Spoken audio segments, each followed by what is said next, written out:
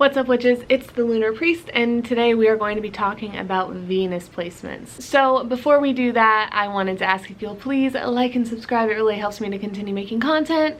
But other than that, we're going to hop right into the video. Now, when it comes to dissecting a natal chart, it's very important to remember that there's so many factors that things can all affect each other. There's aspects, there's houses, there's all sorts of things that can be coming into play. But in this video, I wanted to kind of zoom in and talk just about Venus in a sign.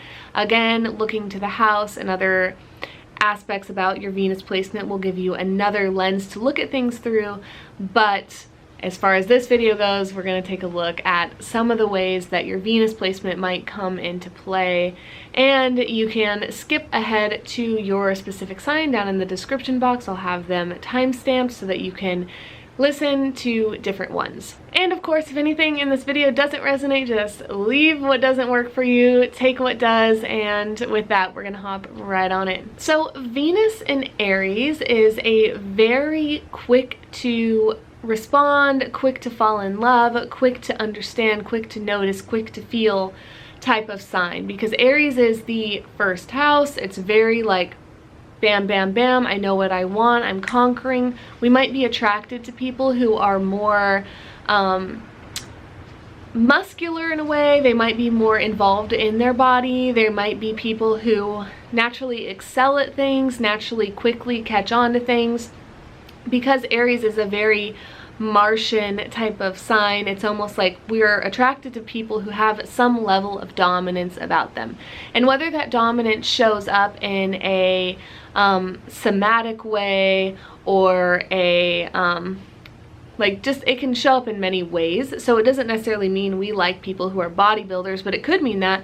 It could also mean that we are more geared to feel safe and comfortable with people who just take charge and take initiative and know what they want right away and can really provide that fiery heat. We likely have a very enhanced sense of sexuality and desire and things like that. We might know what we want naturally, and we enjoy spending time with people who also naturally know what they want.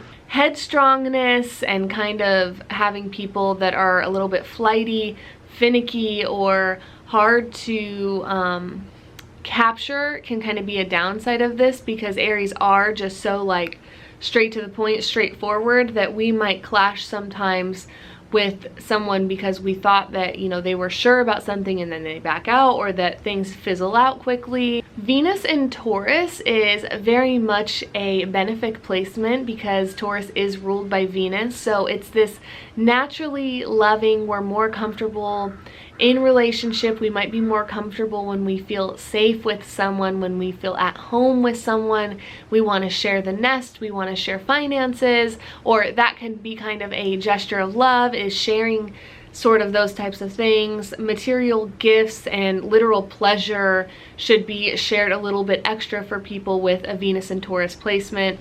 To really woo someone with a Venus in Taurus, taking them on trips, doing luxurious things for them, getting them things, adoring them, all might be ways to kind of like enhance that bond. And also Venus in Taurus tends to be able to tolerate people that are a little bit more stubborn or set in their ways. They like people that are grounded and have a love for the material realm most times. There can also be this exchange of like maternal paternal feelings between Venus and Taurus people. A lot of caretaking can be involved, a lot of comfort, things like that. Venus in Gemini is very much a cerebral, like back and forth type of thing. We can be very open-minded people when we have Venus in Gemini because we're able to really grasp, understand, and normalize many things, right? We're able to look at people through the lens of love in very eclectic ways, if you will. So we can grasp someone's interests, and we might admire their intellect and their ability to connect in almost like a sibling-like way. Wow, the wind is crazy in my ear right now. So we find comfort with people that we can almost be comrades with, someone that we can be a peer with, someone that we can really understand what their other external interests are and then bond over such things. So listening to someone's ideas is maybe a love language for Venus and Gemini. Venus and Gemini can also be kind of a tough one, because when we are so like easy to bond with, in the sense that we can make people feel very comfortable with a Venus and Gemini, because we're able to like listen and make them feel like a friend or like a family member even.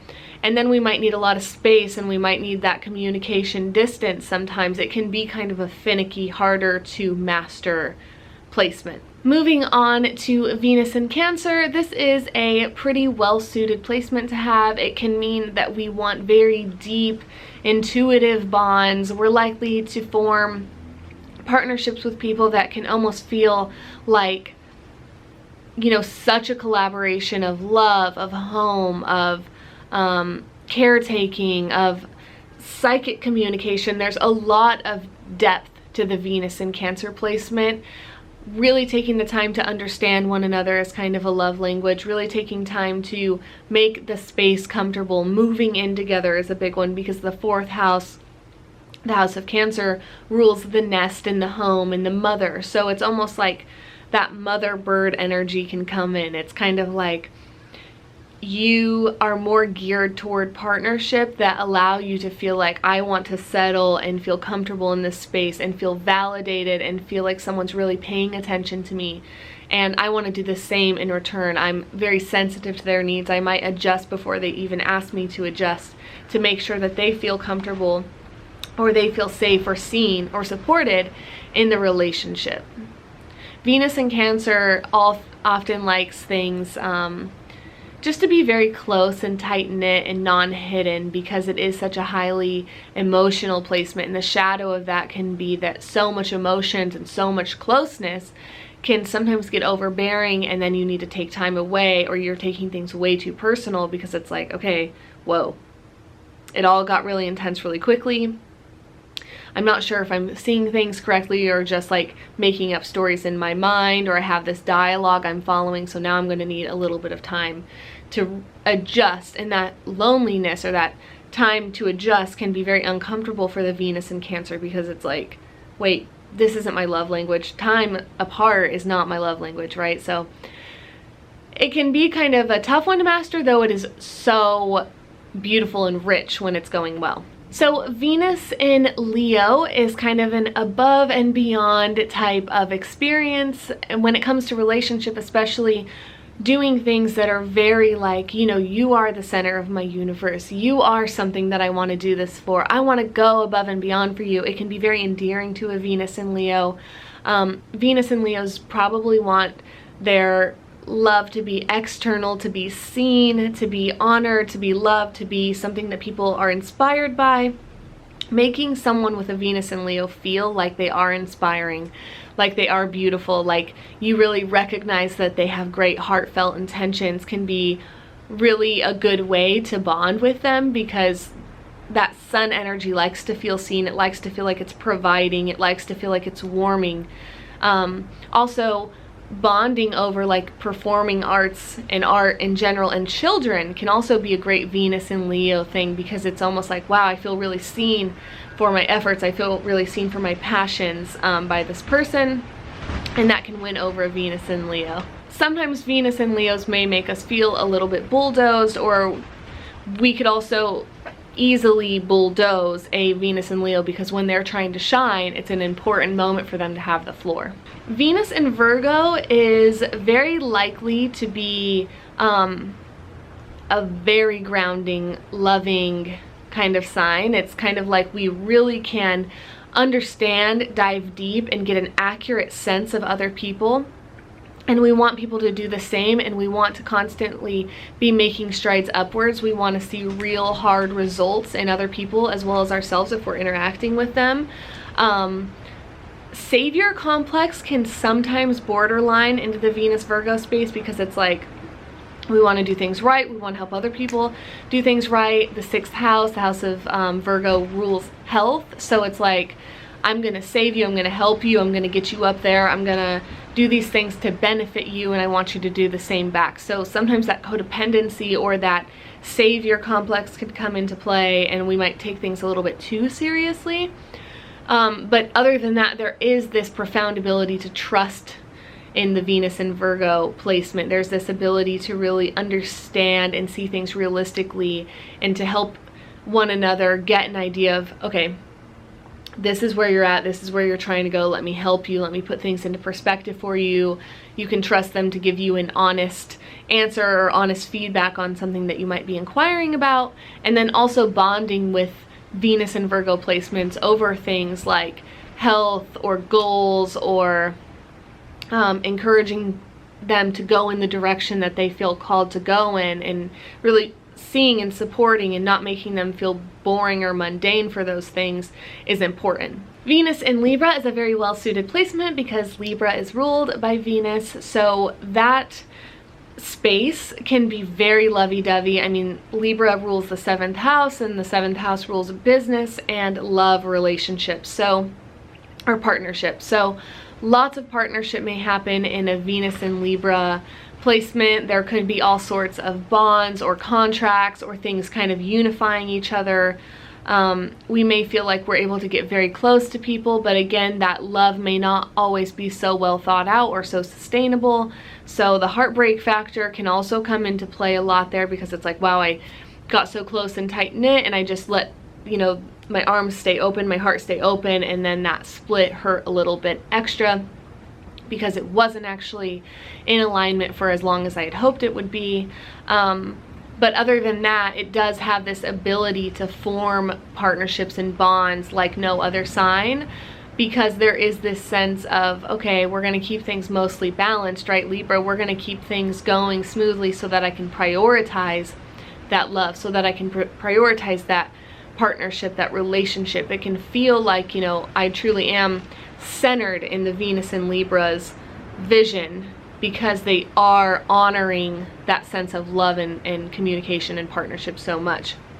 It's a very movable placement, so that people pleasing and codependency can come in with this placement, because it's like, okay, if I am honoring someone so much, if they have one little opinion that throws off me as a person, I might immediately just change accordingly, and that can lead obviously to a lot of turmoil and problems in the future. Doing sweet things for a Venus in Libra will always be well received. It's always, they're able to notice those types of things, and they'll definitely notice if you're not doing those types of things as well. Venus in Scorpio is one of my personal favorite placements to learn about, because it's my boyfriend's placement, not gonna lie, but also it's a very interesting archetype because we do have a water sign in a feminine planet, so that placement's already going to be kind of good in a way, because it's fluid, it's emotional, it's deep, but that layer of Scorpio that has to do with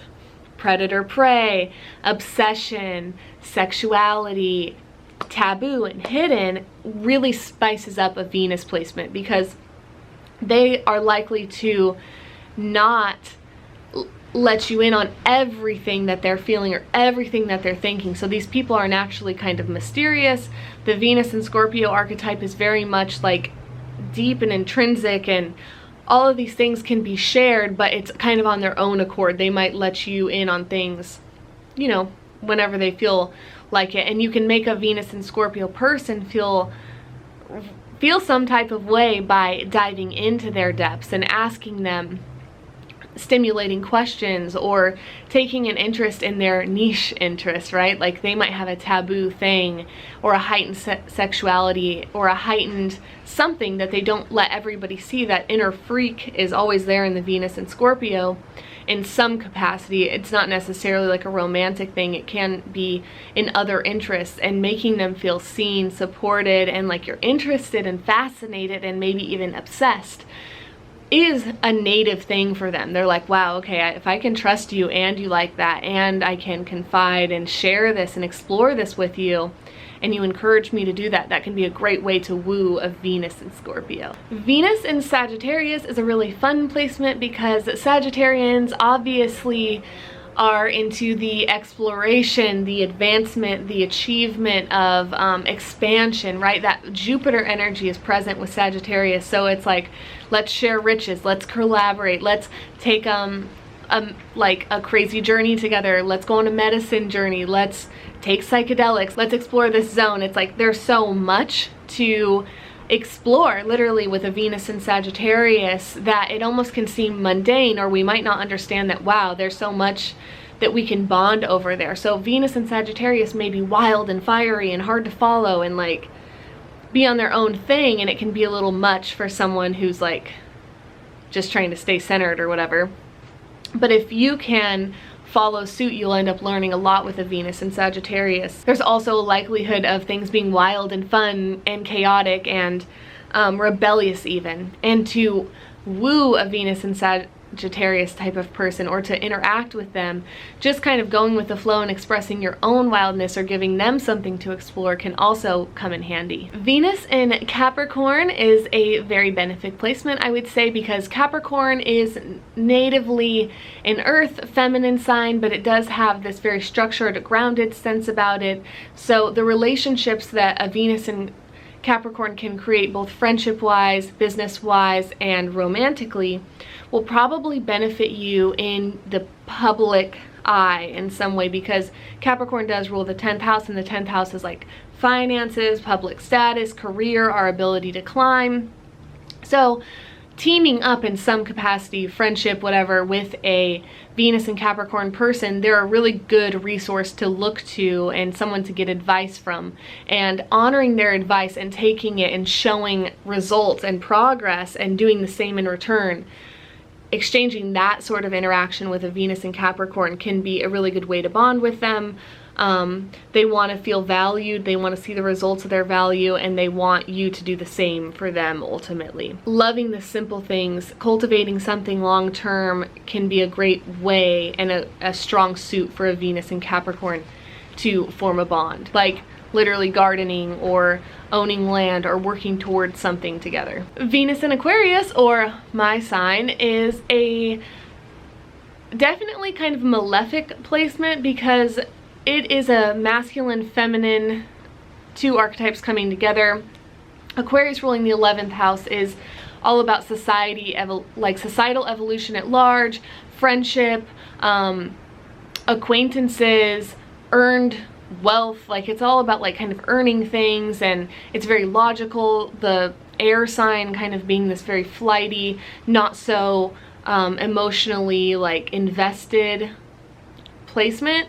It's harder because it's like that's not always easy to form an intense bond with. So the best route to bonding with a Venus in Aquarius is through friendship, and then navigating how to not leave it in the friendship zone and let it go into the relationship zone is also an important thing to take into consideration, obviously, if you're trying to woo a Venus in Aquarius. But that's maybe not why you're watching this. You might just want to be learning more about it. And Venus in Aquarius wants to exchange ideas. It wants to feel heard. It wants to talk to you about its societal ideas, its political ideas, its take on different subjects that are important to it. For example, I might kind of info dump on a friend or tell them about my ideas about urban planning or something I'm interested in, and that's a great way to bond together. Sharing music, sharing ideas is more the way to a Venus in Aquarius heart, because it wants to share, this is how I'm personally evolving, right? And how are you personally evolving? And that's the way to make it feel seen. And now in terms of a romantic gesture, or a way to really get close in a romantic sense with a Venus in Aquarius, you want to be a very good friend to them. You want to be able to accept them in times where they're not romantic. You want to be able to show them that you're taking their advice, that you're taking their ideas. You want to be a logical, quick-witted person. They tend to like people like that. And overall, Venus in Aquarius just wants more of a like a logical bond more than a emotion-based bond. Those tend to be more long-lasting for the Venus in Aquarius. And lastly, we have Venus in Pisces, and Venus in Pisces is a very sweet sign, a very sweet placement to have, because Pisces is just so feminine and fluid and accepting, somewhat codependent, dreamy and illogical, yes, but it's very lovey. It's very much like, I'm interested in people who are involved in their mysticism, involved in their psychicness, involved in their spirituality. They have something about them that's just dreamy or fantastical.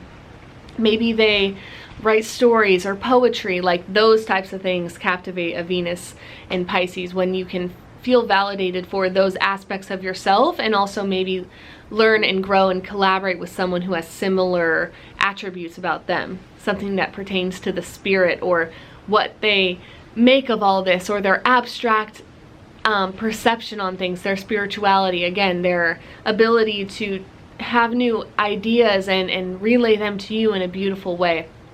It's a very loving, just all-encompassing, abstract bond to have with a Venus in Pisces when it gets very strong. So with this video, I hope that you got something out of it. I hope that you liked it.